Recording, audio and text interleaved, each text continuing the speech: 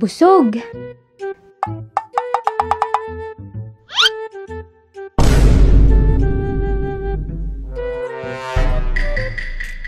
Hindi ako maghuhugas.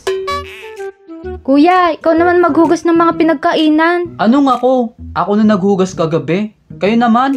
Wala, nagbibilang ng gawain. Ikaw na kaya, be? Wala ka namang ginawa kanina eh. Hala, ba't ako? Anong ba't ako? Kailan ka pa naging paniki? Basta. Di na ako maghuhugas It's your turn, guys.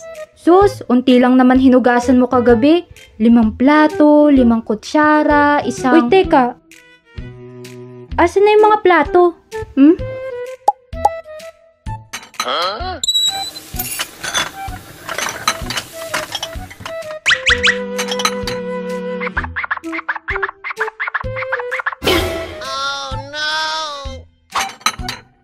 Ay ma, wag ka na maghugas dyan ma. Ako na bahala dyan. Hindi, ako na po ma. Upo ka na dun, ma. Ako na po dyan. Hindi na kuya. Di ba ikaw na naghugas kagabi? Sabi mo kanina. Ako na. Ako na nga lang maghuhugas. Doon na kayo. Hindi, ako na. Ako na.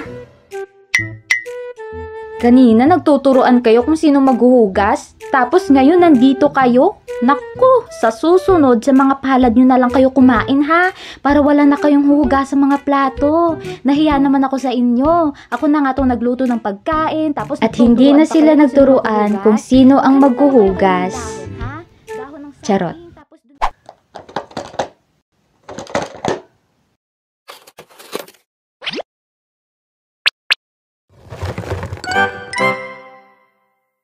Sino may mga kapatid dito? Taas kilay. Huh? Diba may kapatid ka? Gaara? Meron. Kaso wala akong kilay Anong itataas ko? Kung di nyo na itatanong, 3 kaming magkakapatid. Si Kuya Nards na panganay, si Jelay na bunso, at ako, si Abby, ang panggitna.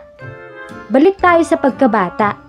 Naalala ko noong mga bata pa lang kami, madalas na makikita sa labas ng bahay yung kuya ko at nakikipaglaro sa mga tropa pips niya. Ma, nasa labas na naman si kuya.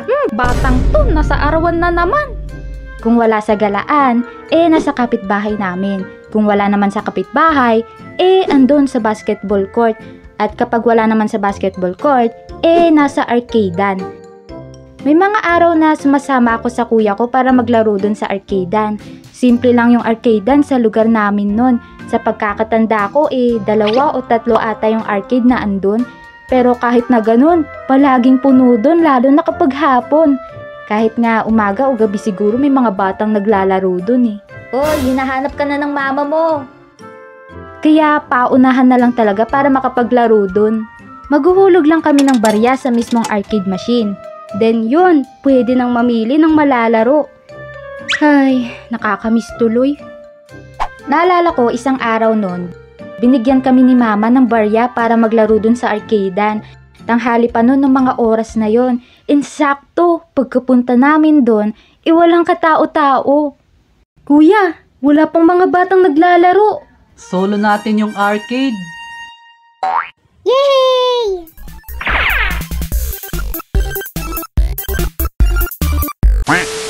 Noong mga panahon din na yon, palagi kong nakakalaro yung bunso naming kapatid.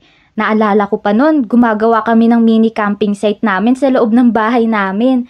Nagbubukas kami ng payong sa sala, tapos naglalatag kami ng kumot at naglalagay ng mga unan. At doon, hihilata na para bang nasa ibang lugar kami.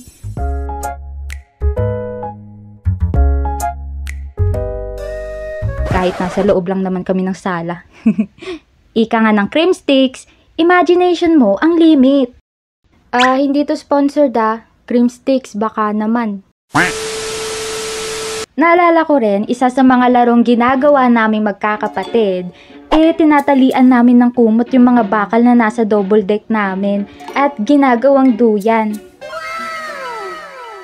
Wee! Tingnan mo, may duyan na tayo. Ay, inunahan ako. Pasakay din ako tumulong ako sa paggawa niyan. Kung di naman duyan, gumagawa kami ng barko. Nagawa lang din sa kumot.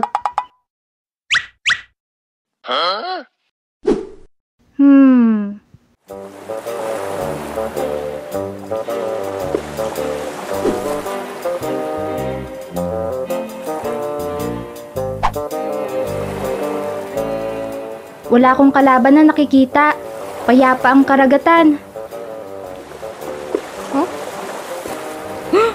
Hala, may pating! Ha? Nasaan? Ayun oh. Wala naman pinaglololoko mo. Sa totoo lang, pinagbabawalan kami nila mama at papa na maglaro ng ganun.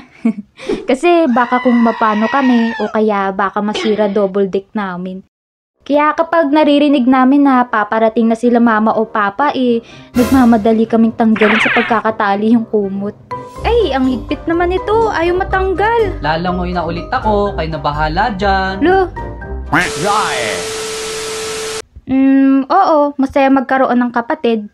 Not until maging karibal mo ang isa sa kanila pagdating sa isang bagay. Ang TV. Akin lang to. Akin.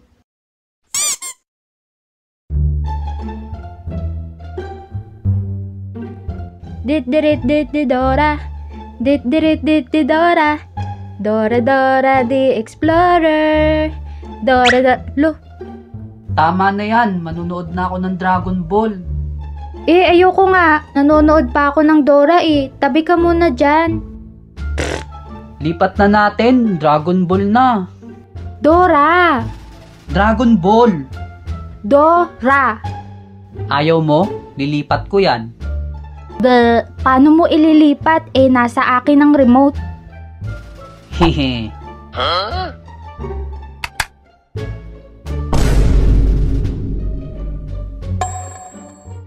Mama!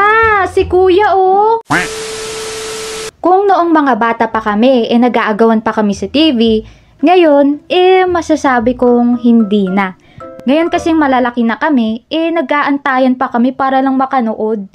Tagal pa yan, te. Wait lang ha. 2021 kasi noong unang beses na naging matalino yung TV namin. Matalino? Oo, naging smart TV. Matalino, smart. Get it? Ewan ko sa'yo. At dahil nga, naging smart na yung TV namin, kasabay nun, napagbigyan rin kami na magkaroon ng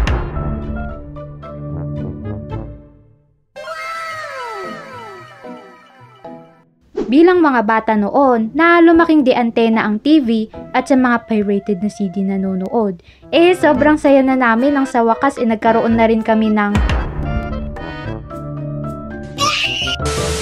Bale, ang naging sistema namin nun, kapag may naumpisahan kami magandang series, automatic na dapat walang manonood ng series na yun kapag hindi kami kumpletong tatlo sa sala, para sabay-sabay naming masubaybayan.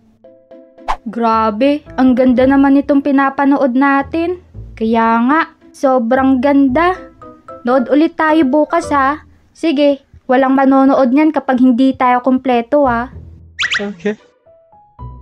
Kinaumagahan. Ay, sarap ng tulog ko. Ano yung pinapanood niyo?